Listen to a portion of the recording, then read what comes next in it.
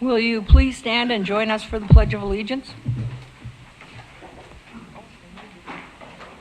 I pledge allegiance to the flag of the United States of America and to the republic for which it stands, one nation, under God, indivisible, with liberty and justice for all.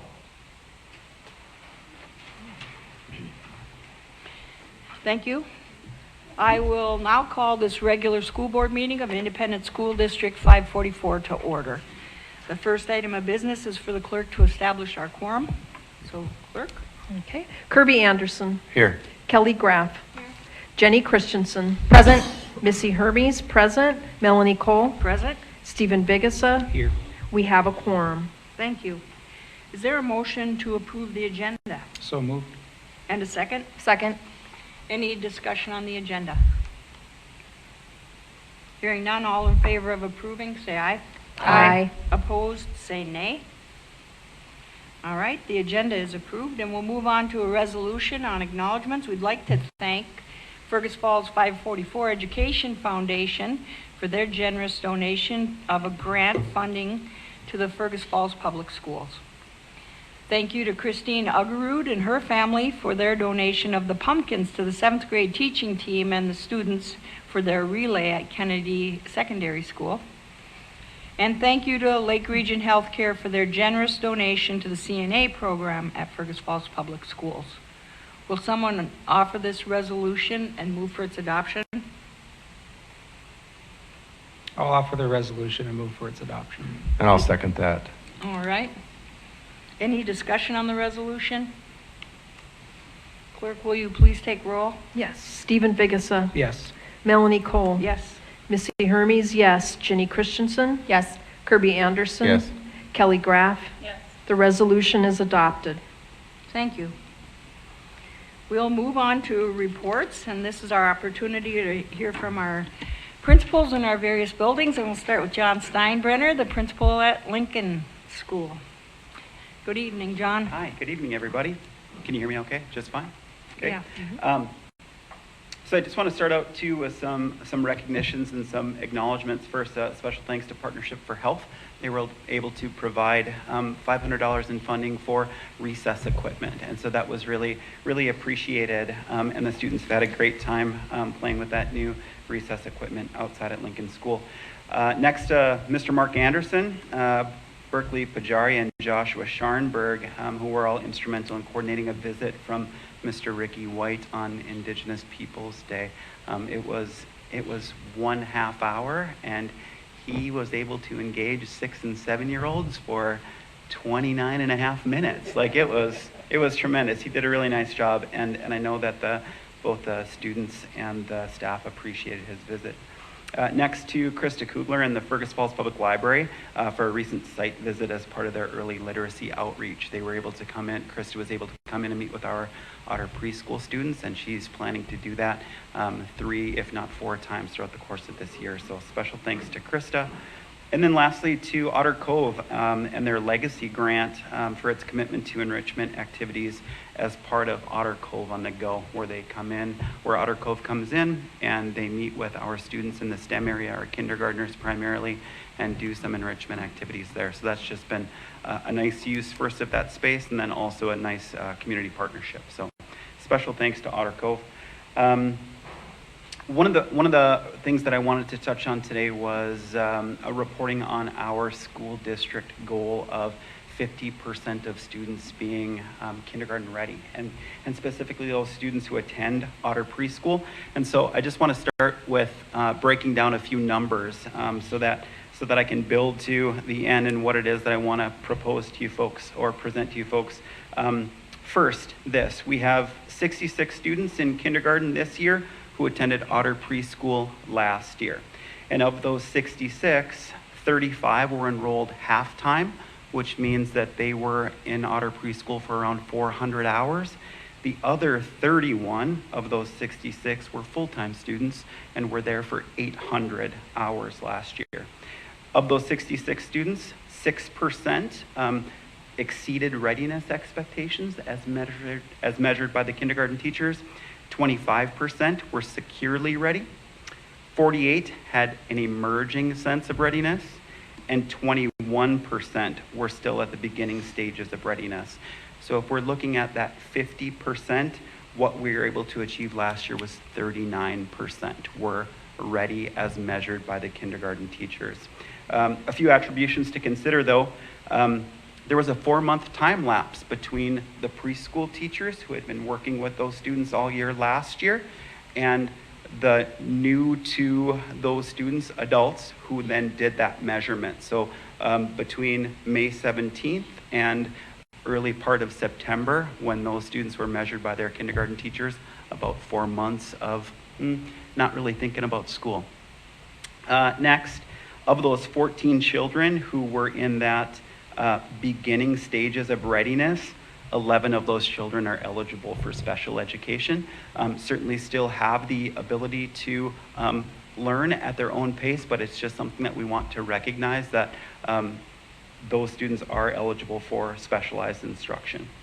And there were only 2 instances that I could find where that 2-point deviation was really buoyed by a 4-point in this column or category that moved those up. So when we look at those strands, they're pretty reliable.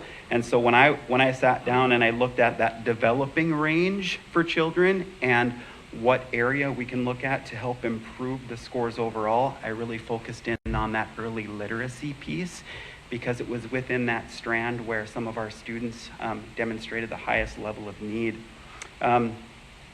Within that group, 30 of those students within that developing range, 22 students were rated as developing or beginning readiness in the area of early literacy.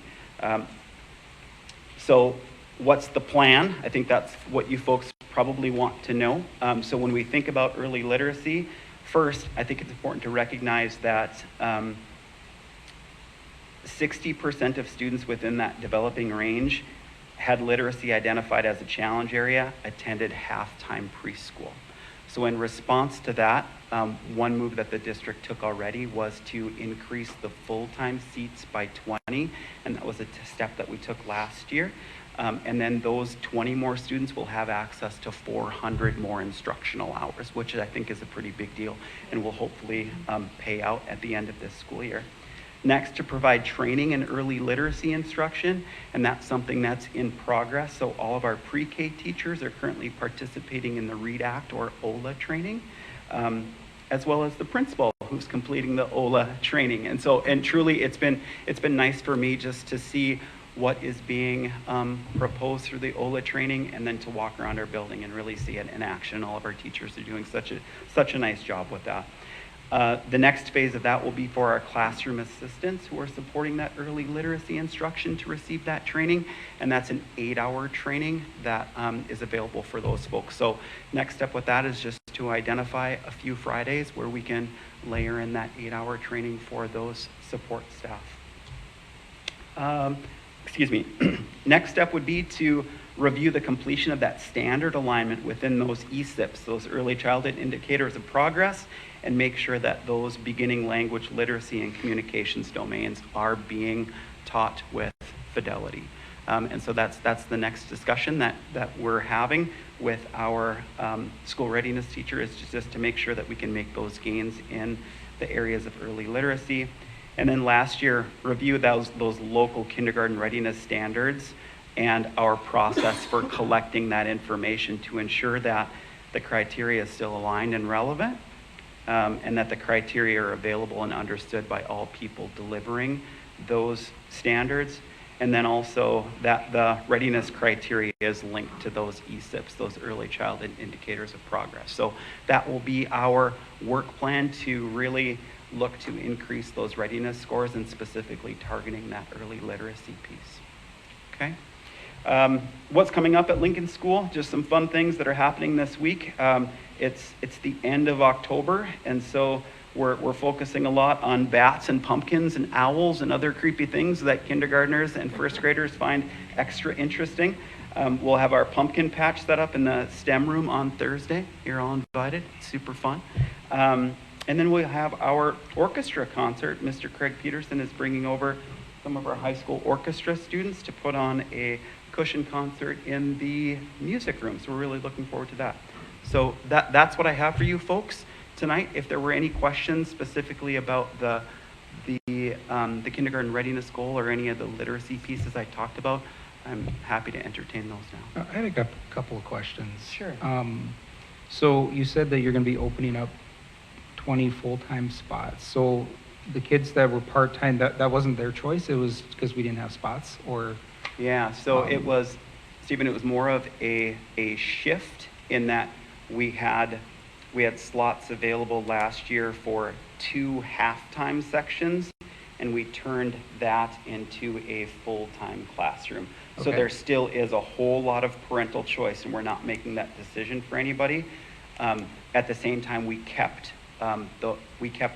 one classroom, 2 classrooms of half-time availability Okay. as well. And you said that the kids that were half-time scored worse than the kids that were full-time, right? Or was that not, did I miss 60, that? 60-40, Okay. where, and again, that's just this small sample size. Yeah. I wouldn't write a research paper on it necessarily, Right, but I think yeah. it was enough for us to substantiate some of the decision-making that we've made. Okay, and then you had mentioned something about there being kind of a gap of 4 months. And if I remember right, for my kids, there was a kind of a practice run for kindergarten. Like you could go in for a couple of days to see the classroom. Not the day when everybody comes in, but you could come in for a few days. You know what I'm talking about? Yeah, Right Start, and we do that. Yes, Mhm. and the Right Start is that close enough to the school year where there would be more of an impact, or do you think that it would be better to have it closer so that those kids are No, refreshed? that's a really nice thought as far as collecting some of that data at the end of the school year when Right Start is. Yeah. That would be helpful. And the other simplified piece would be for our preschool teachers to collect that data, and then that's the data that we end up reporting on, because just that trust that would exist between our preschool teachers and our kindergarten teachers is there. So I think that would be our best opportunity to collect that information. Okay. Okay? Yeah, I was wondering about if it's legit to test them at the end of preschool for kindergarten readiness, or if it becomes more valid if we wait for 4 months and see what they retained over the summer. What's your thought on that? Yeah, and I think the one validity question would come up in the form of, this is how we've always collected it. So if we're comparing that information, the kindergarten teachers have always collected that information in the fall. So when we're looking at year over year, that's probably the most reliable benchmark that we have. I also really like the idea of our preschool teachers who know those students really, really well and what they're capable of doing, because 4 months is a really long time. And they might know some of the idiosyncrasies that exist within each child that they can account for when we're talking about readiness. Sure. Yeah. Very good. Compelling data. Any other questions for Principal Steinbrenner? Okay, thanks, All folks. right, thank you. We'll hear now from Scott Colbeck, elementary principal at Adams and McKinley. Good evening. Good evening. So I wanted to start tonight with 7 acknowledgements. So first of all, thank you to our parents for last week attending parent-teacher conferences Monday night, Thursday night, or all day Friday. And also thank you to our staff in putting in all of the work in preparing for those conferences. We had 95% attendance between McKinley and Adams. Of our 438 students, we had 417 of them who had representation at a conference. And I also want to thank our staff for going above and beyond and reaching out to families that didn't respond to the parent-teacher invitation, and just doing everything they can to hold a conference for the students in their classroom. In fact, today, after school, a parent and a child were walking through the door to go attend a conference, even though they were last week.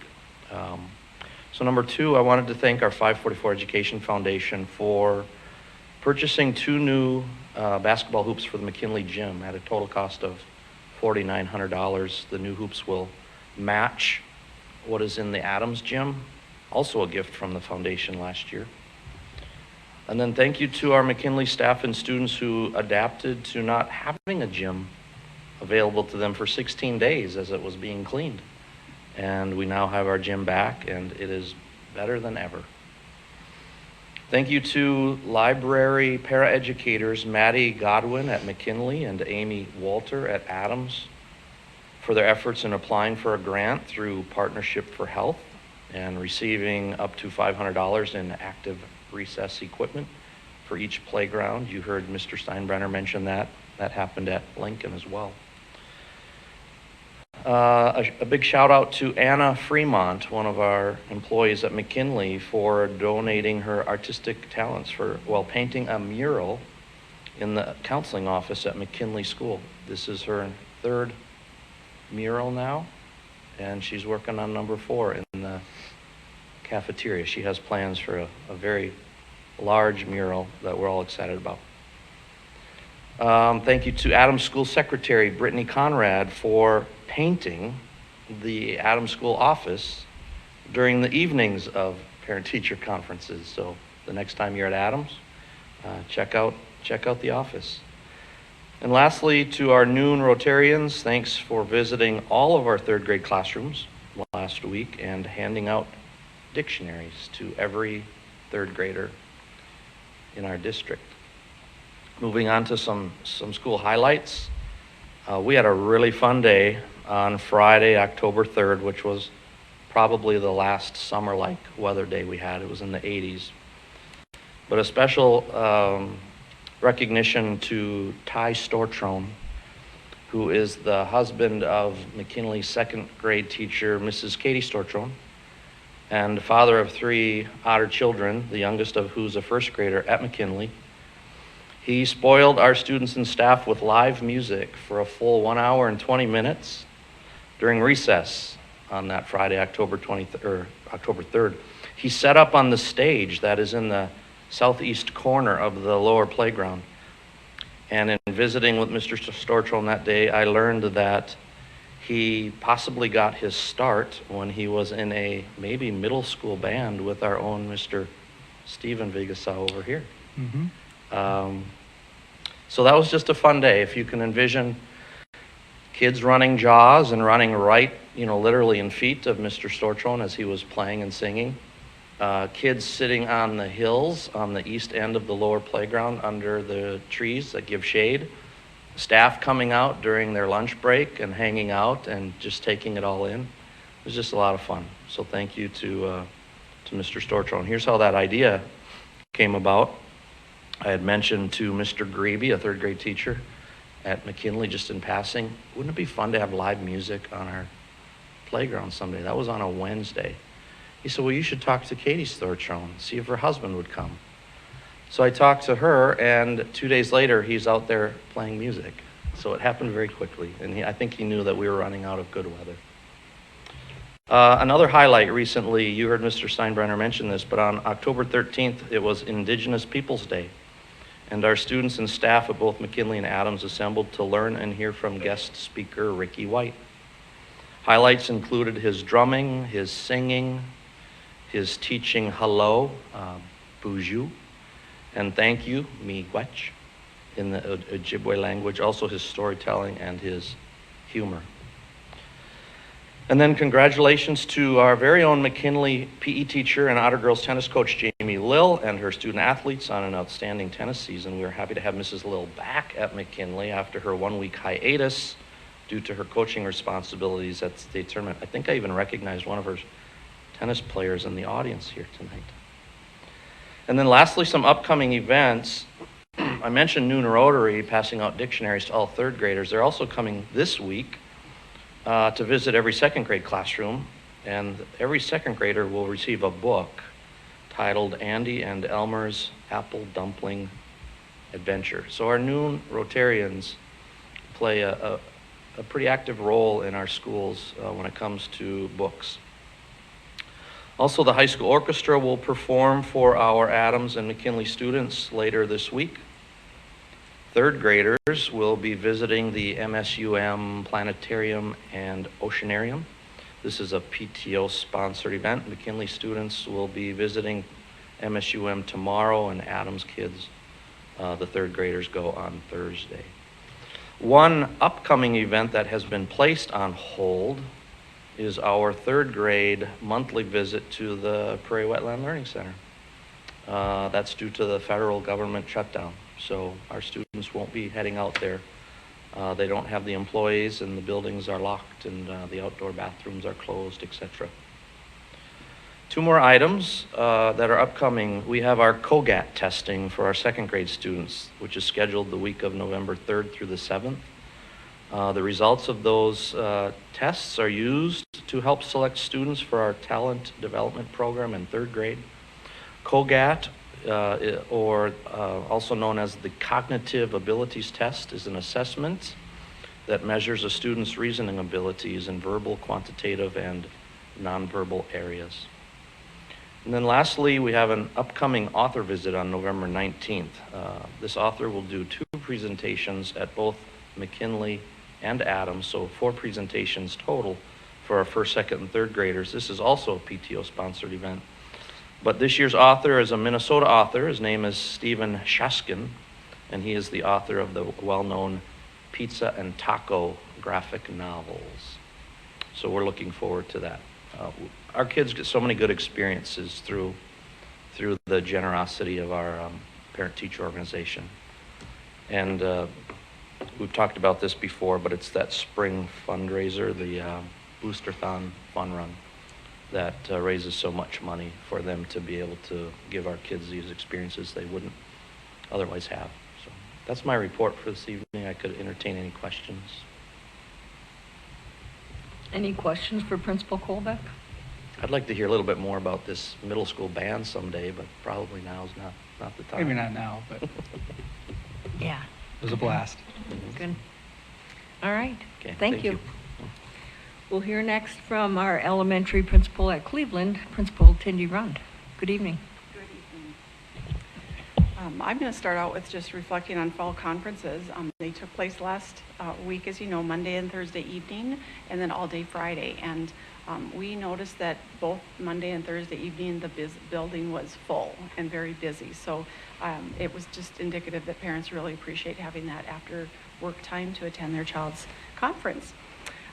It also remains effective to provide parents that option to sign up for a conference online that works around their family's schedules. They anticipate that, and it doesn't take long to populate those teachers' calendars with those conference times. So I think it's something that parents really are showing us that they appreciate. We greatly appreciate parents taking the time to come in and have those conversations about their children. It's nice to have that dedicated time, so if more than one teacher needs to attend the conference, they can plan ahead and indeed be there. We have some special education IEP meetings that take place during that time, which takes a team effort as well. At Cleveland, we tabulated the percentage of the number of conferences had. We had 311 conferences during that time frame, and which is 98% of the families that we were able to meet with. So again, we greatly appreciate families coming in for that time. And while we communicate on a regular basis with parents with newsletters or weekly emails or the like, it's a time where to sit down with parents and teachers at a table and look at the scores that we've collected. Cleveland teachers were able to provide parents the MCA scores from last spring, along with looking over the data that's been collected with the universal screening this fall and some other assessments. So when you line up all of those data points, it provides a nice overview of the child's achievement, and also be able to talk about areas for continued growth as well. During fall conferences, our librarian, Mackenzie Cunningham, hosted a book fair, and that's a nice, kind of a nice feature, some casual time to walk through and check out what new books kids might be interested in, and just another great way to promote literacy. And as you know, each year our local Fergus Falls Fire Department promotes a fire safety poster contest. This year the theme was Charge into Fire Safety. And so congratulations to 2 fire safety poster winners, Molly Polzine and Hilda Hoyt, whose poster designs really did a fabulous job of promoting this year's theme, and that's what they're looking for. So students whose posters are selected get to go out for lunch with the firefighters, and they get picked up on a fire truck, and when they come back we hear the sirens a little bit, so as they're being delivered back to school. So lots of fun and motivation there. Mr. Kolbeck mentioned that the Otter PTO does an outstanding job of sponsoring some really unique learning opportunities for students over the course of the year. The Minnesota Science Museum visited Fergus Falls recently and provided an assembly for our 4th grade students. That takes place right here in this area. It's just this space has become invaluable for our district because grade levels fit in here as well as large meetings and training events. Our whole 4th grade fit in here quite nicely for an assembly. The assembly was on groundwater, and so 4th grade students learned about the importance of groundwater for drinking, household use, industry, agriculture for irrigation and livestock, and also maintaining ecosystems. So their view of the importance of groundwater is broadened that way. And then the rest of the time with the Minnesota Science Museum took place at Cleveland in a classroom. And students were able to use a hands-on model where they added water, blue water and green water, and were able to observe through a clear container how that water filters through rocks and sediment, and then how that connects to wells, how wells work, in the real world. And so through this model, they got a pretty good concept of the importance of groundwater and how that well fills up again for use in households and life and farming. So we really, really appreciate the support that families provide with that Booster Fun Run, which in turn goes back to providing all sorts of learning opportunities for students. And then despite the current government shutdown, the Prairie Science class programming is continuing with some adjustments to the regular lessons that we provide students with the partnership with the U.S. Fish and Wildlife Service. So even though those partners that we count on are not currently working, those teachers are really doing their diligence to provide those same lessons to students as well. All field trips that were scheduled this past month had to be canceled, and so we're all looking forward to getting things back up and running with that. But on a positive note, the Prairie Science class students were able to view a live duck banding demonstration this fall. That's just amazing. They didn't, each group didn't get to hold and touch a duck, but those students were able to see how those ducks are captured, how they're banded, and then how they're released, and just learn more about the process and how that data is collected and how it's used. So we were excited that they got to see and witness that done with live ducks. And yeah, so that was pretty cool. And then lastly, I'm just going to end, with school, there's always a lot of fun woven in to their learning and those social activities. So this Friday, being it is Halloween, our 4th grade classes are all going to be going bowling out at the bowling alley. And our 5th grade classes, we kind of have a Cleveland pumpkin patch going on right now. There's a lot of pumpkins coming in the door, and all 5th grade students will get the opportunity to carve a pumpkin. And at the end of the day, they illuminate the pumpkins and get to walk through the classrooms and see each other's pumpkins. So lots of fun anticipated here at the end of this week. So with that, that's my report for this evening, if there are any questions. Any questions? All right. Thank you, Principal Rund. We'll hear now from Ivan Hurst, Middle School Principal. Good evening. Good evening. I'm going to start with some recognitions and acknowledgments. Just want to do a shout out and thank you to the 544 Foundation for their hard work to fund so many grant requests, and of course the wish list items as well. So really thankful for their work. Another one is we had our middle school book fair that ran concurrently with the parent-teacher conferences. Christy Horgan and her talents to make that event a success. I just want to do a little quick shout out to Mr. Scharnberg and his new role in the Media Center. He's been thinking outside the box and shaping the Media Center in his vision. He's creating newsletters to share with Kennedy staff and students, and he's been working to investigate a furniture upgrade in that space. I think he had sticker shock. Yeah. A shout out to Mr. Anderson, as well as Berkeley for her work in setting up Mr. Ricky White on Indigenous Peoples Day. On October 13th, the middle school was able to listen to Mr. White as he actively engaged our students in Native American language and traditions, among others. It was great to listen to his presentation, and our advisors and homeroom teachers had the opportunity to discuss his visit before and after with a set of discussion questions so they could really think about what they heard, because you learn more when you think and talk about what you heard. So that was appreciated by the staff. We were asked to follow the template, and the goal of customer service was something that I spent some time thinking about.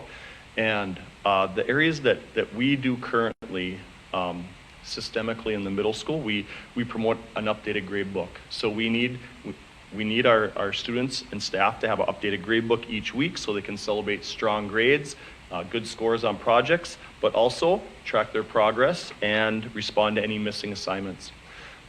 So that's part of customer service. Maybe it's part of teaching duties, but we think that's a good way that we promote customer service. And then parent phone calls or emails. We promote responding to those within 24 hours. And even if we just say, hey, I'm working on this, that kind of counts. I received your email, and I'm working on this topic. I will get back to you shortly. So a couple little ways that we promote customer service. And then through our BAR training, we've really been promoting for our teachers to reach out to students and families more. We're really good at talking to students during the school day about things that they're missing, things that are going right or wrong. We're really good at reaching out to families. And what we've kind of learned over the last few weeks is that, teachers, that's not a fun thing to always do. So at our November staff meeting, we're going to have a training. I don't know if it's a training. I don't know if I'm taking this on the road, but we'll provide a template for making a parent phone call and kind of, fill in the blank and say these things or address these types of topics. Hopefully our teachers will be a little more comfortable with that template and provide them something to follow. The next part that we were asked to is talk about marketing. And again, as I did some thinking about this, our school is, I think, doing a really nice job of promoting itself. Our Facebook page, which our middle school staff are encouraged to contribute to, and some it's part of how they think about their everyday, and then others are I don't really like to brag about myself. And those things are things that we have to talk about. We want to tell our story, but we have a number of teachers that will put out things on Facebook and also contribute to the quarterly district newsletter. The big change for us is that we are doing a monthly middle school newsletter, and I think you probably have seen that, kind of a first swing at what do staff or what do parents and families want to know, need to know at this particular time of the year. As part of that, we identified 2 staff in our last newsletter as Staff of the Month. Get to know us, so you get to know our staff a little bit better. So that's kind of our response to marketing, is to provide our families more information and encourage our teachers. The first 2 teachers were Kelly McGovern and Caleb Kosak. They were like, oh my gosh, you picked me for the first one? And I thought I'd have to pull teeth, but they were like really thankful to have an opportunity to tell about themselves. And that speaks highly to our staff as well. Some other, as I move on to school highlights and accomplishments, we are a BAR school this year. I want to tell you a little bit more about that. If you say, or Mr. Drake says, Mr. Hurst, would you come at a work session? I can tell you more. But I thought I'd give you a little more tidbits about this. I did last month, and I'd like to do that a little more right here. One of the main components of the BAR program is to provide collaboration time for grade level teachers. We have the structure in place, but now we have the meeting times have already been in place in my time here and before. But now the meetings are a little more structured. The meetings start by identifying a student's strength and then any connections that they have to the school. So we're not, typically when we talk about a student, we might start with the problem, but we're starting with the strengths and connections to school. Then staff share what they have learned about the student through I-time lessons, our character ed lessons that we have through the BAR program. So we gather this information about the human first, and then we move on to recording the student's current grades on a spreadsheet, and then we start talking about the areas of concern. So not every student has to be brought up for a concern, but that typically is what happens.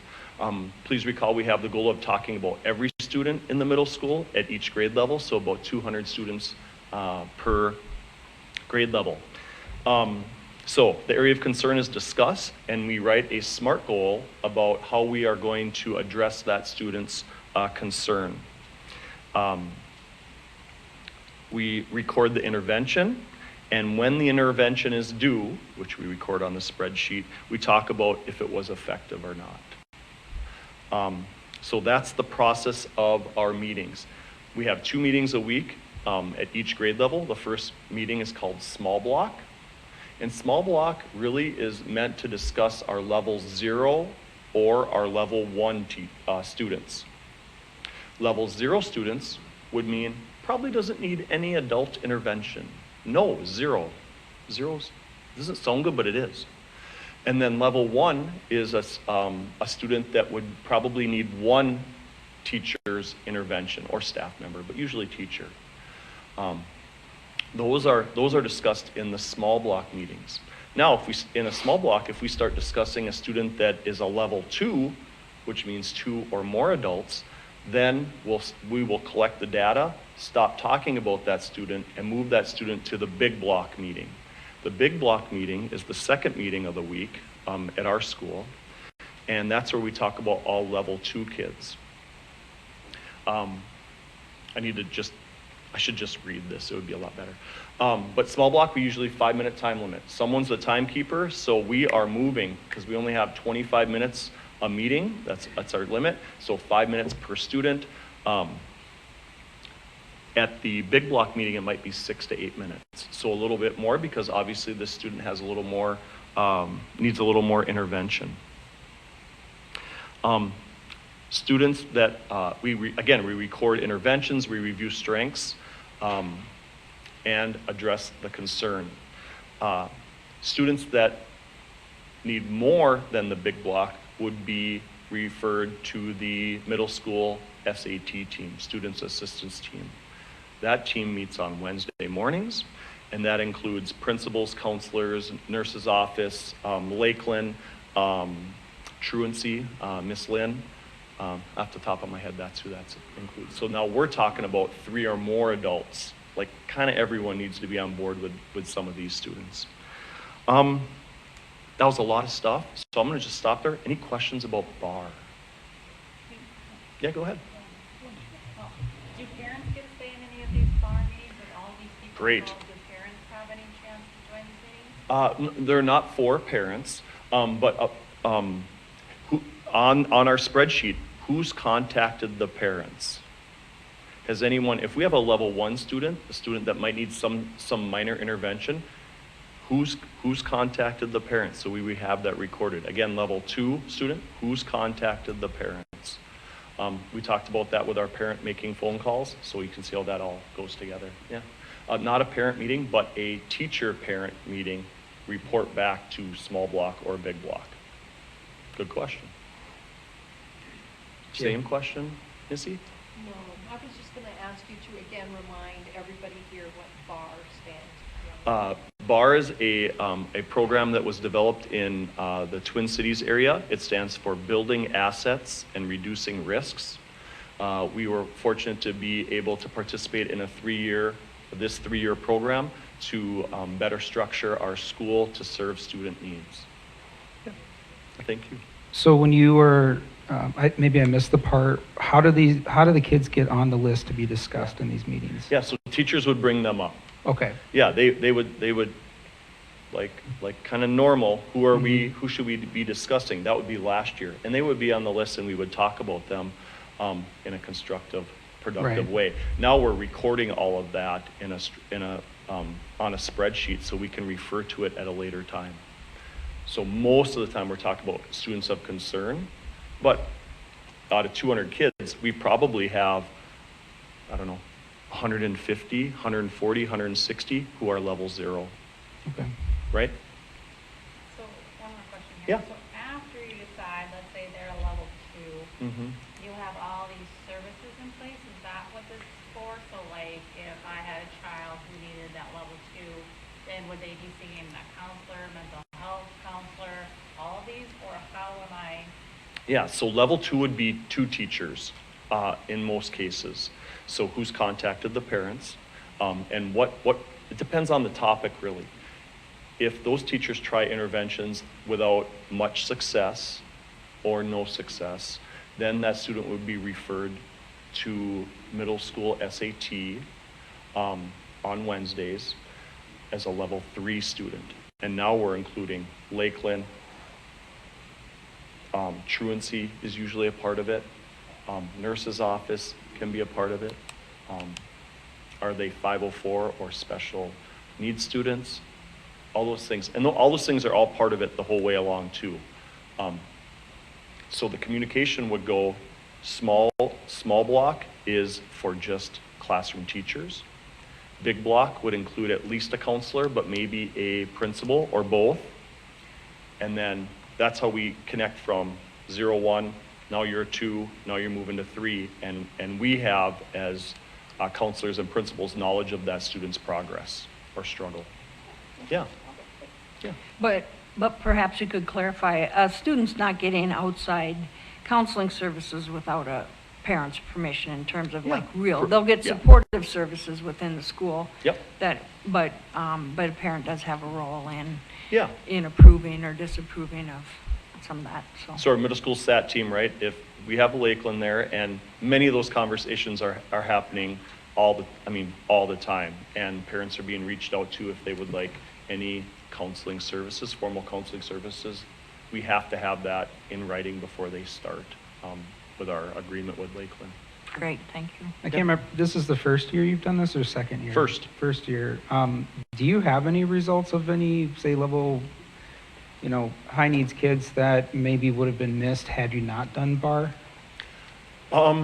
No, we. I mean, it's early, I guess. But Yeah, just- it's super early, right?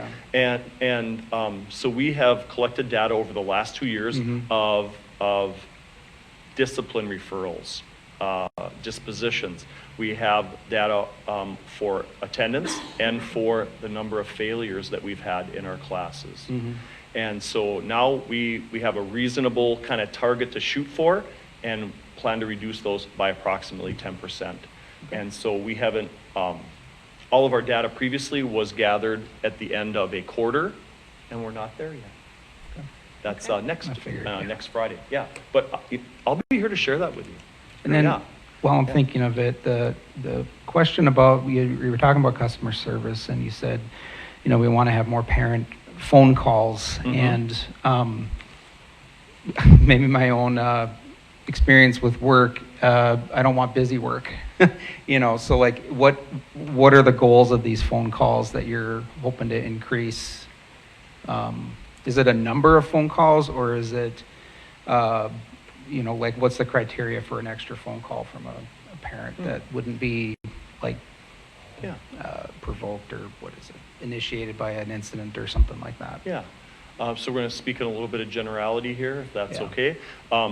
So if we have 200 students, I believe we have a high percentage of kids that would be a level 0, which indicates no adult intervention needed. This student is functioning well. They're coming to school. They don't get referred to the office. They Oh, sorry. have good You know, grades. I wasn't Level talking 0. about BAR. I was talking Oh. about the thing you mentioned before about customer service. Yeah.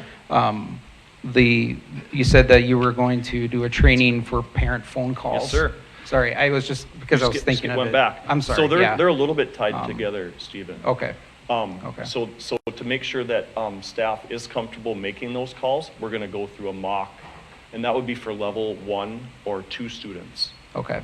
that we communicate with parents, and that's Okay, not so always- that's the criteria. Is there a level 1 or 2 student? Correct. Okay, gotcha. Yep, Okay, good. thank you. Great question. One quick notation on bar. So typically, that's a 3-year Yep. implementation process. Sure, okay. Yeah. And maybe we consider, having Ivan Mr. Hurst at the next work session, and I can keep going. There is a lot to share. It's a lot to digest, so, yeah. I'm sure everyone's like, Ivan, really? For real? But I have to just do this one more part. I apologize. Parent-teacher conferences, we had them too. We keep track every year, and I really have to say this because we've had the best attendance at all 3 grade levels in the last 4 years, our highest percentage. We had 86% at the middle school in meetings, either virtual, phone, we probably counted email too, but 86%. And our highest before that was last year, which was 80%. So a nice little jump, maybe the bar training, maybe prompting, maybe, I don't know, but I'll take it. Yeah, that's good. Yeah, That's so great. I'm really proud of the teachers to make those extra efforts. Mhm. That could go under customer service. You bet, Ken. All right. Thank you. Anything else? No, thanks. We'll hear next from Mark Anderson, high school ALC and IQ Academy principal. Good evening, how's it going? Good. I will start with IQ. Ryan and I would like to have a big shout out to the IQ staff for the time they spent learning their new systems this fall. Took a lot of time, and they're still working through some of those things. Some of the customer service things they're working on, high school, middle school staff have been meeting for the last 6 weeks to review the course management and universal design of their student learning, so they're all doing the same things. So when kids are looking for things at each level, they know where to go, they look the same, and the expectations are the same. Compass kickoff, Ryan and I had the opportunity to go out to Lakes Country and go through the beginning process of some work that we're going to be doing with IQ, and he and I, and actually Carrie Johnson, will be going through a year-long training and beginning implementing some things as we move forward in the future. IQ had a social event at Como Zoo October 15th, and they've added 3 weeks of onboarding orientation for students who enroll through IQ school. They're gathering pre and post information from students and families to see how that's going. They want to make sure that they're doing the right things and not missing anything. So they'll continue to make those opportunities better for students as they are onboarded. The IQ leadership team will be meeting in the next couple of weeks, so they'll be reviewing some of that information and gathering some of those pieces. Ryan and I did collect information last year from teachers, students, and parents that we're holding right now because of the 3 technology pieces they've implemented. We need that to be working so families and students are in the classrooms getting the information they need.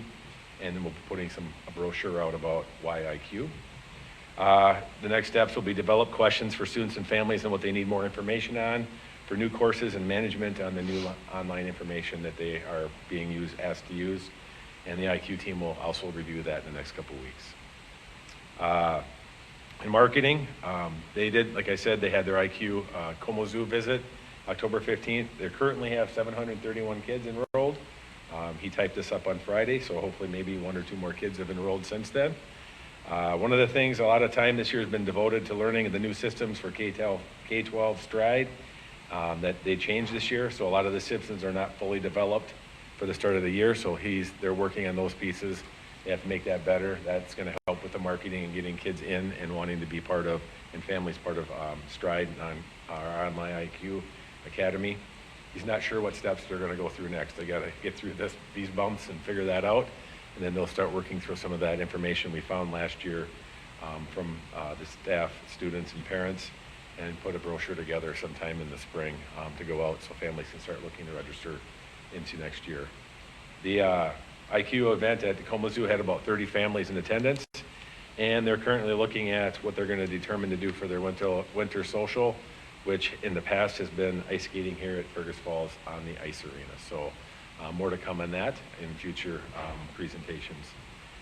The ALC, Carrie would like to recognize the teachers at the ALC for their work in the conferences. They're able to have small groups, their families and parents come in. They're able to sit down, go through their grades, their courses they need to take, what courses they may need to get credit recovery in, and what they need to do to plan to get towards graduation.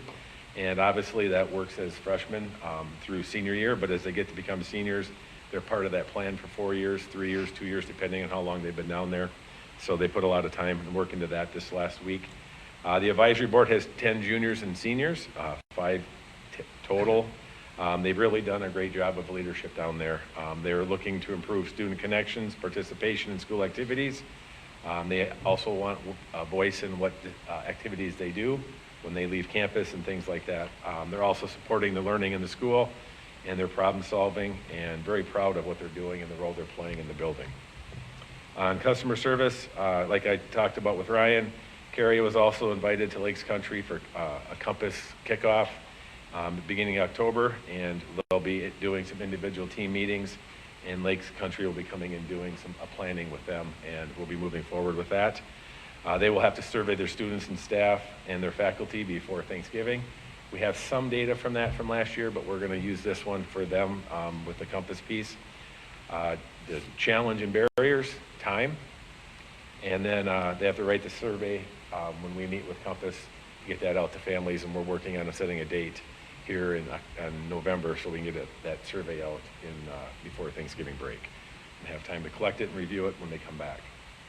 Marketing, the ALC gained one student from out of district, a student from Underwood, decided to come to our ALC, and mom lives in Fergus, so he's going to move in with her for the school year and then go back to Underwood in the summer. And we have also one other student coming from Underwood who's doing credit recovery at the end of the day, so that's nice that they have made that effort to get over that direction. I'm guessing a lot of the work that person's doing is probably virtual as far as Edmentum and the things we do with credit recovery. The one thing I'm sure they have to do is when they get to a test, it has to be done in person, so they have to hop in the car and show up at the ALC on Monday and Tuesday, or Tuesday between 3:30 and 5 to take it. So that's nice to see. And one of the big barriers of marketing for them is we'll go through some of the things that we find out from their staff and students and parents through the Compass survey. And then Carrie and I will sit down and determine how we want to get that out. We'll probably make a brochure like we will for the IQ Academy. Some upcoming opportunities. They have pumpkin painting contest winners were Miss Wickland's advisory this last week. And on October 22nd, an all-school field trip went to Eye Point. So last few years they've been going out there, and it's been really cool. The kids go out. They always cross their fingers that there's going to be no rain. It was a little chilly. The kids went out and had an absolute blast. They got to work on leadership, team building, self-development, and each advisory took on other advisories in a small contest. High ropes, zip line, and other low ropes, and other team building skills. So they come back pretty jacked up from their opportunity out there during the day. And upcoming November, they have a pie making contest, so they'll probably be sending emails out on who might want to come try pie. I'm really picky, so I don't go into that contest because I would purposely not eat the pumpkin pie. So I don't ever do that. I get to watch kids do it. They have a blast making it, and then the adults enjoy eating it. December, an all-school bowling tournament, so they're looking to go bowling in the afternoon, so that'll be a really cool thing for the ALC. At the high school, I'd like to thank Eli Hill, Amy Toy, Mary Madsen, and Missy Anderson, who works for the Chamber of Commerce, for their work in the career fair. A lot of people think I'm the one who does all the work. I do very little of the getting to connect with people. They do all the work of getting the information out to schools, businesses, to colleges, and getting the speakers to say yes to coming in, and then I get to type the nice little emails with the little brochure or document that tells them where and what they're doing and who they're with. So the work they did was awesome and absolutely amazing, and I thank them for that. Also, congratulations to the following staff. Each month, a staff member is awarded an award. So this year, our awards are Student Impact Award, a teacher that's impacted a student, and then we have one where peer support, where a staff member has supported another peer in whatever to get them in a better place or just get things taken care of. In our Student Impact, Ashley Sands, Josh Scharnberg, and Becca Kruger have been nominated. And our peer support have been Mike Donahue, Janelle Seedorf, and Sydney Martinson. And what you will notice in our list is they have to be a high school employee. They can be anybody who works in our high school, so it's not uncommon to see paras, maintenance, secretaries, teachers or specialists offered the opportunity to do that. It's always nice when they are at staff meetings and I get to have them read off of what they are receiving their award for. Big round of applause and some big smiles from staff. We've had seniors out of the week. We've had Evie Millard, Reese Thacker, Landon Vadava, and Hannah Johnson. So those are the last, we have had four so far students, 2 different weeks. We do them bi-weekly. Mr. Tilkey's taking care of that this year, doing an awesome job. Also like to thank Miss Anderson, Mr. Drake, and Miss Barrett and their Otter Time students for going out and doing community service. They were picking up trash in October, so helps our maintenance out and also keeps our school looking really nice. So thank you to them. I also like to thank our girls swim and dive team for donating to the student support space from their Chuck a Duck fundraiser. So they donated some money in there for some things for the kids to use, coloring books, some puzzles and things like that. So it's really cool. And I also like to thank the 544 Foundation for the $900 that they are donating to our high school for 6 picnic tables. We had looked at buying some, found out they cost a whole lot more money than we wanted to spend. And then I asked Mr. Witzke and Mr. Donahue if their Metals and Woods groups would make them, and they're gonna have them made for us for trimester 3. 2 will sit out by the senior foyer, maybe 3, and 2 will sit out by the V door, maybe 3. We're also talking about putting 2 down by the lunchroom downstairs so you can step out and eat there also, but as long as you keep it clean. So something that a group of English students who had passion projects last year wanted picnic tables, so we were able to hear their voices and find a way for our students to make them. Now I got to find a way to get the kids who make them's name on the tables so they can be remembered for the work they've done for us. Customer service for us. One of the things that I've been working on, and Shane and I have been talking about, is I've met with them in the summer and I met with them in October again with Lakes Country Service. We're going to offer the opportunities for students and parents to start with to have their voices heard on things that are going well at the high school or things they'd like to see us change. So one of the things that is going to be up and coming, we're going to offer 40 to 50 kids to come in the auditorium with Lakes Country person that's working with me, Courtney, and she'll speak with the kids and I'll step out so they'll be able to communicate and talk about the things that they are enjoying and things they might like to see us look to change here at the high school as we move forward.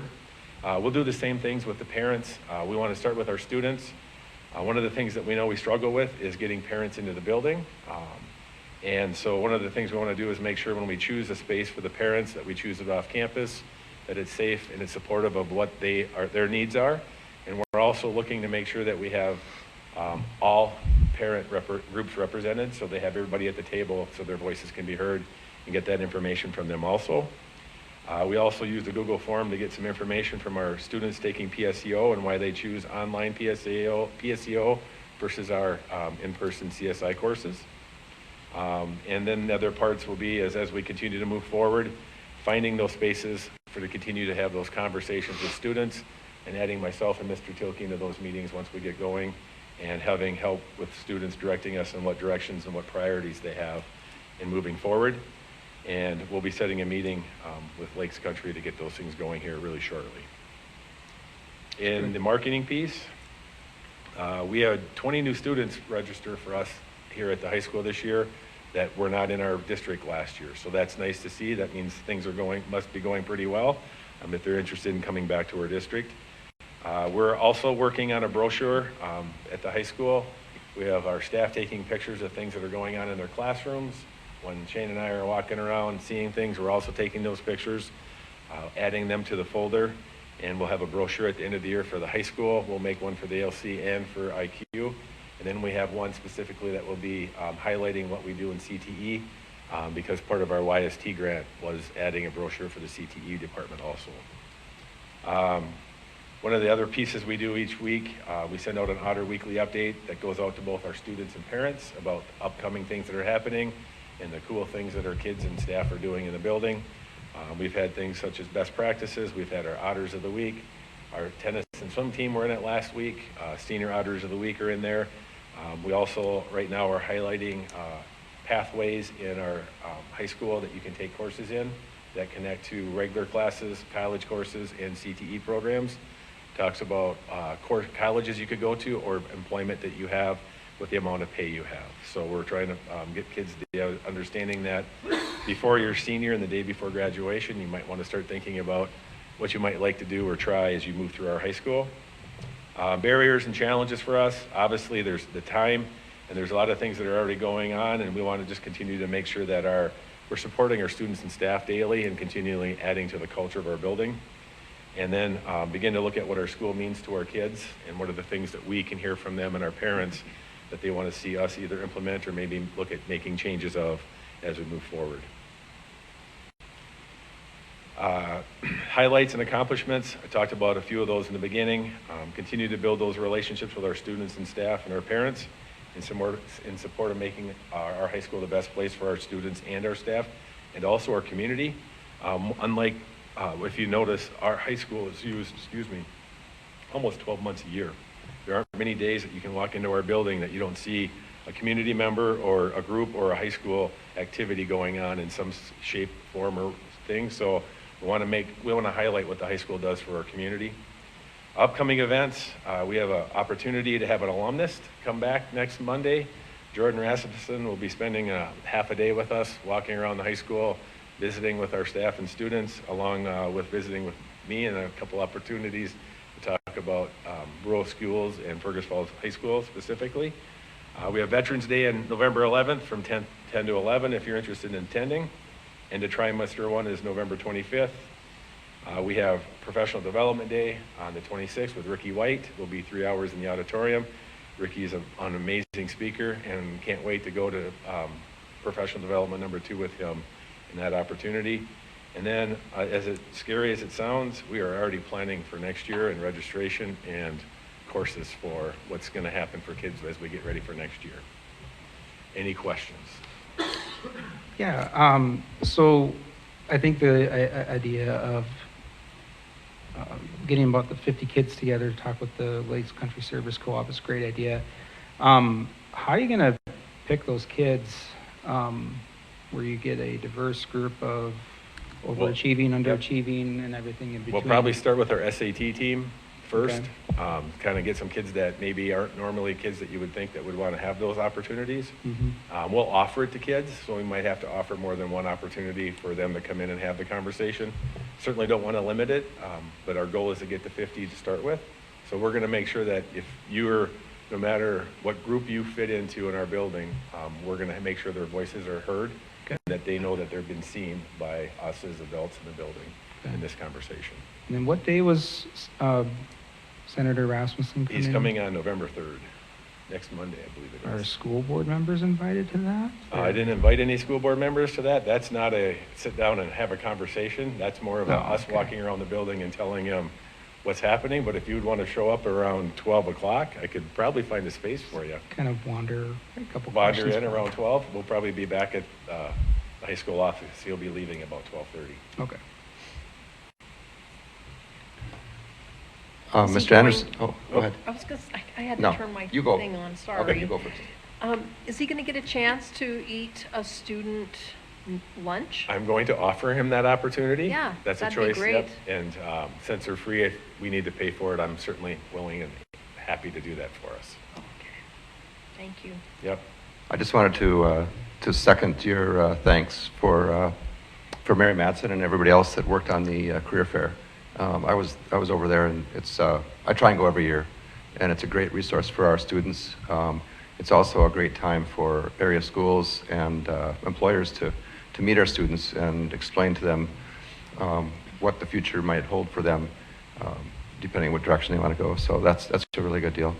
Also, as long as you're here from the high school, I want to thank. You have a nice contingent Yes, of high school kids here, and I believe they're here from Mr. Solin's government class, correct? And so we want to welcome you here. How many of you, just raise your hand, how many of you are in the college writing class for Ms. Christensen? Is there a few of you? So there's a lot of things that happen in November, and there's on the 19th and 20th, and so all of us are invited to your classrooms. And so then it's an opportunity for us as board members and admin to the students and go back and forth. Also, I'm going to be visiting Mr. Phillips' class. He's got a government class here in the ALC. And so I'm going to be visiting with him, and I think he's got Jordan Rasmus lined up and a number of other city council, different levels of government. So I'll be going into his class and talking to him specifically about school board in the local government aspect of that. And so you may want to tell Mr. Solon that if he wants one of us board members to come in, that I would certainly be willing to do that.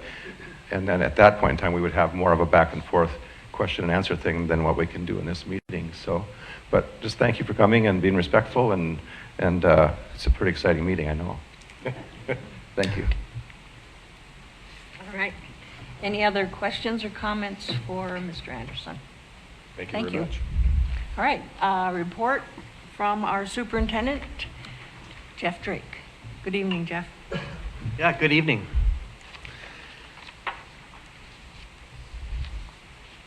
So October is National Principals Month, and just want to take a moment to recognize our principals for all their hard work, dedication. It's a very difficult job. There are a lot of challenges, and appreciate all that they do to ensure that our students get a great education and all the support they give to our staff. It's going to throw me off because the screen I'm looking at has a time delay. So I did want to just note the correlation between a school principal's leadership and academic achievement is significant and positive, though largely indirect. Research consistently ranks the principal as second only to classroom instruction among all school-related factors affecting student learning. So again, thank you for all you do, and appreciate you.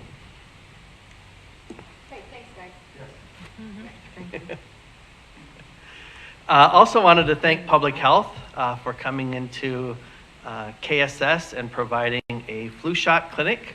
It's much appreciated, and thankful that they come in and help protect us from illness over the course of the school year. This is one of the items that I report on every year. This is our spring 2025 MCA school comparison chart. And I want to thank Amelia Lamar for preparing this for us. As you can see on the column to the far left, we have the three topics that are assessed via MCA tests: math, reading, and science. The next column over shows the grade levels that we provide that assessment to each spring. And then the column next to that is the state average. And so we compare ourselves to the state, but we also compare ourselves to other neighboring districts. As you look at, as we continue to go to the columns moving to the right, the one that we like to use for our comparison is the Fergus Falls Cleveland KSS. For third grade, we could have also been including, but that would have made the cell quite a bit wider, McKinley and Adams with third grade testing. But that's our brick and mortar students. And so we disaggregate the IQ Academy students out of that column. And then you can see the next column over where it says state difference or differential. That's the percentage that would either be above or below the state averages for our brick and mortar students. And you'll see that in every case, brick and mortar, our students at each grade level in each subject performed higher than the state average. As you continue to work your way to the right, so kind of starting in the middle of the screen, you can see about a dozen other area schools that we compare our scores to. And the quick visual test is that if the cell is in maroon, our students at that grade level on that exam outperformed the students at that school. And then we look at the rows at the bottom of each section. So those would be district averages. And we can see how we did as a district in comparison to those schools as well. So a perfect scenario is that you would look at that table and see nothing but maroon. That would be really difficult. There's a lot of cells there. But you can see that the vast majority of the cells are maroon, indicating that Fergus Falls public school students outperform the students in their neighboring school districts.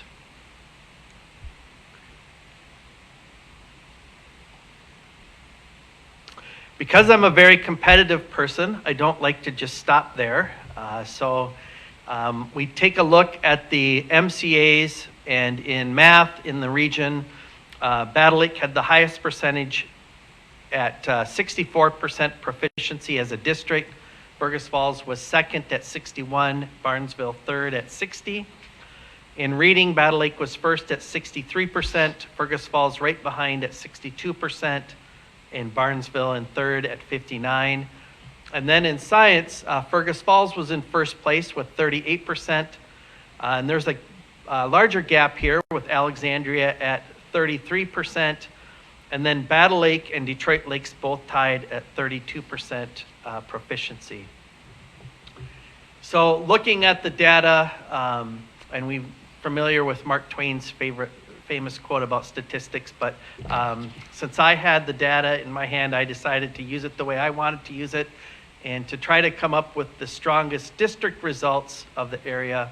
I took the average percentage of proficiency among the math, reading, and science tests and compared that across the roughly dozen districts. And Fergus Falls was the top scoring district by average proficiency ranking across all of our neighboring schools, 53.66% to Battle Lake's 53, to Alexandria's 47. So my thanks to the staff and students for all the time and effort in preparing for these tests, and congratulations on your results. There's a couple more pieces to this. Because we are in a competitive market and because other communities actively promote their schools to Fergus Falls area students and families, I thought it would be nice to do a rank ordering of the schools from top to bottom on each of these three tests. So in math, you can see how the neighboring schools stack up. And I won't run through all these individually, but it does give you a quick visual reference. Especially take note of the neighboring or contiguous districts to us and where they stand in relation to the test results. So that's math. As we switch to reading, again, you can see some separation between us and some of our neighboring schools that market directly to Fergus Falls students and families.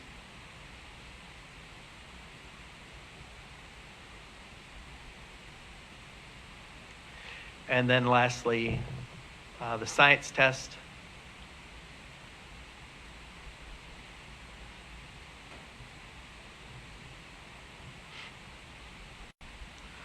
So as families are considering school options, and Minnesota certainly gives families a lot of freedom to make choices, I think that the student academic achievement should be one of the top priorities in making a school district selection. A couple other pieces with this data. So the chart at the left, I've gone over this I think earlier, but wanted to revisit it as it directly relates to the data. The blue line that you see on your left at the top is the state average of the percentage of students taking the MCA tests. And the green line represents the averages of Fergus Falls Public School District. So as you look at that chart, you can see that the gap, we started out pretty much on par with the state average, maybe a little bit less participation, but that gap is continuing to get larger, meaning that we have a lower percentage of our students taking the exam than the state average. So what does that mean in terms of results? We can see in the square in the lower right quadrant of the screen that the elementary and middle schools are predominantly not affected that much by opting out. It is really more of a phenomenon that's taking place at Fergus Falls High School with 129 opt-outs. And then if you look at the top right cell, you see that in grade 10 and 11, out of 170 students in the class, we had 48 opt-outs as sophomores and 74 opt-outs as juniors. And then we really wanted to examine the data to see where these students are falling in terms of their class rank, to see if it's spread equally across all 4 areas or all 4 quadrants of class rank, or are we being hit harder in one quadrant versus another. So as you look at this, you can see that the majority of students that are opting out of the tests are coming from the class ranks of 1 to 50 and 51 to 100. And this is maybe presumptuous on our part, but we would estimate that there would be a higher correlation with higher class ranks and passing proficiency. So we're losing more students that would likely have been proficient on these tests than the counter. So I just want to point that out to our community as the impact that it does have on overall scores. And people do approach me from time to time asking about school performance, both locally in Fergus Falls and statewide, and are our students holding their own? And so the opt-outs do have an impact on us.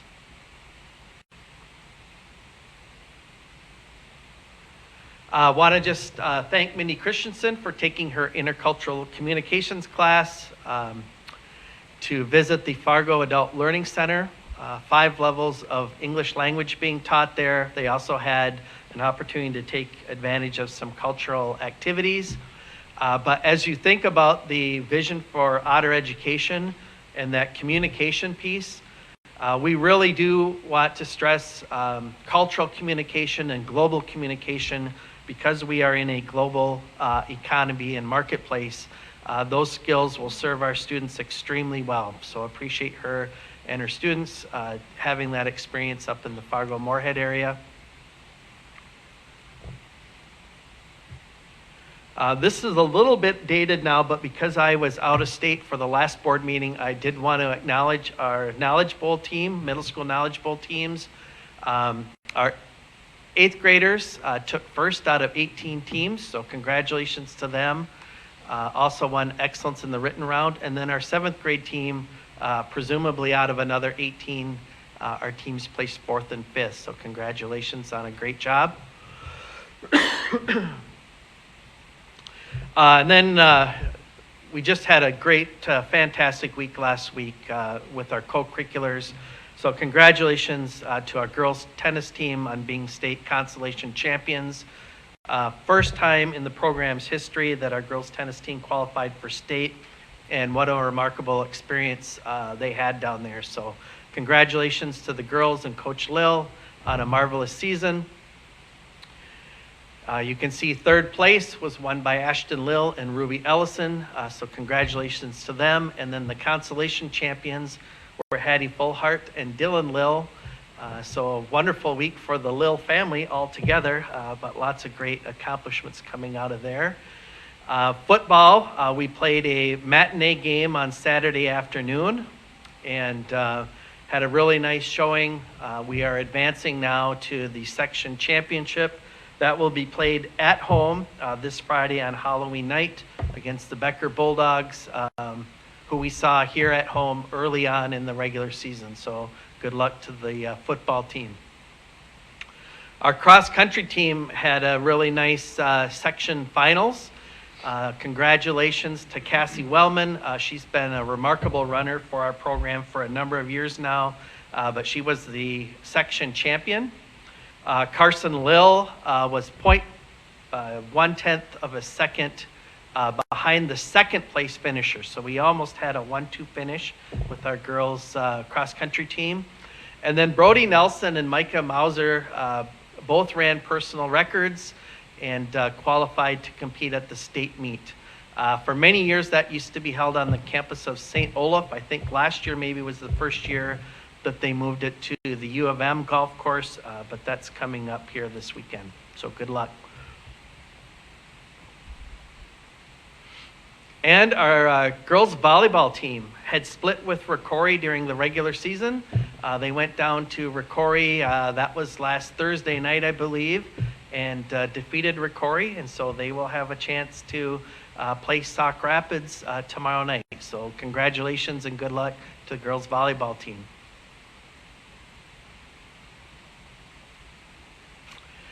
And I had mentioned this, I think, in a report earlier, but congratulations to our girls swimming and diving team. They were the Section 8A True Team Champions. They had a third place conference finish. So just a reminder that our conference includes schools that are much larger than us. So this is probably one of the highest conference finishes we've had in quite some time. So congratulations on that accomplishment. And then they were also designated with the Sportsmanship Award, which we're always really proud of. And good luck to those girls as they compete at sections with the chance to go to state. While we're wrapping up our fall activities, we also have winter activities that are just starting to roll out. I think possibly girls hockey started tonight, so already rolling into the winter season. And then we have the fall musical, Matilda, coming up in mid-November. So please make plans to attend that. The productions are always fantastic.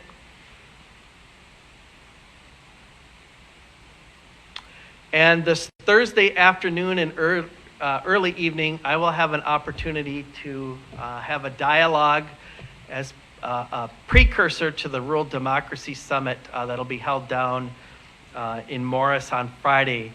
But there's it's kind of a think tank discussion group about the polarization that's happened in our society and the impacts that it's having on each of our organizations and what role our organizations can play in rewriting a new and more positive narrative. So I look forward to that. Have not participated in one of these before, so it'll be a new experience for me. And with that, I will turn it over to any questions. Any questions from the board? All right. Thank Thank you, you. Superintendent. We'll continue on with our business meeting, and the next item is general consent items. So with one vote, we'll consider approval of the following items: the minutes from our October 13th board meeting, and bills, which will be outlined for us by our treasurer. So our bills and expenditures for the time period of October 14th through October 31st. From our general fund, we saw $1,175,768.67.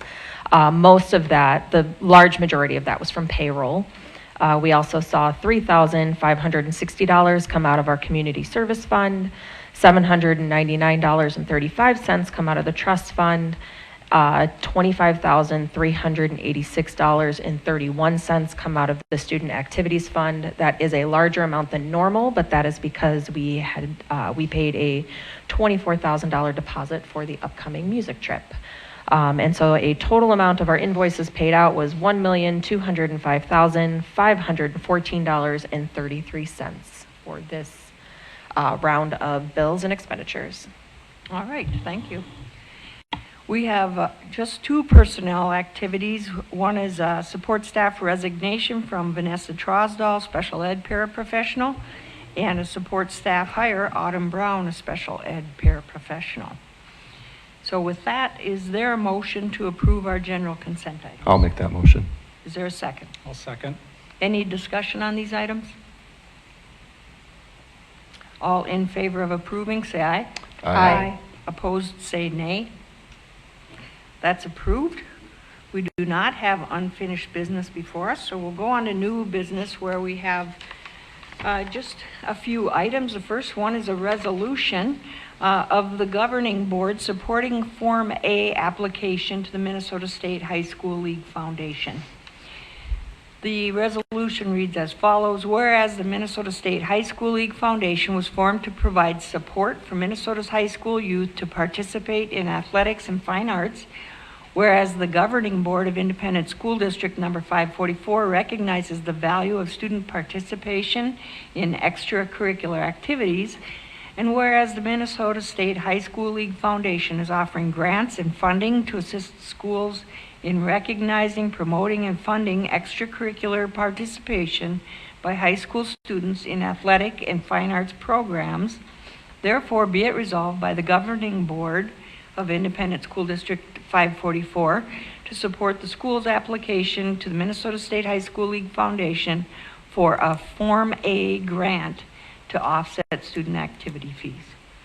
Will someone offer that resolution and move for its adoption? I will offer that resolution and move for its adoption. Is there a second? Second. Any discussion?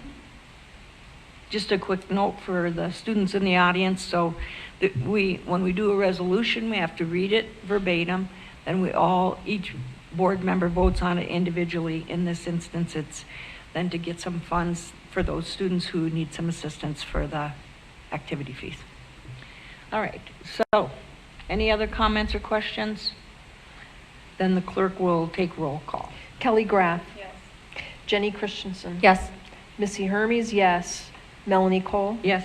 Stephen Biggessa. Yes. Kirby Anderson. Yes. The resolution is adopted. Thank you. I'm looking for a motion to approve the memorandum of agreement between M-State and the Fergus Falls Public Schools in the nursing and allied health clinical affiliation. This is effective from September 15th of this year to September 14th of 2030. Would someone make that motion? So moved. And is there a second? Second. I'll take Ellie for the second. Any discussion on that? We got the information in the packet. And with that, This is a five-year agreement too. Not Correct. just an annual. Yep. all right. Anything further? All in favor of supporting the memorandum, say aye. Aye. Opposed, say nay. That is approved, and that concludes our business meeting. The school board will stick around for a work session on instructional models, and the board will be back here on Monday, November 10th, 5:15, for our regular school board meeting. Is there a motion to adjourn this meeting? So moved. And a second? And second. Any discussion there? All in favor of adjourning, say aye. Aye. Opposed, say nay. Okay. We are adjourned. Thank you, and thanks to students for coming tonight.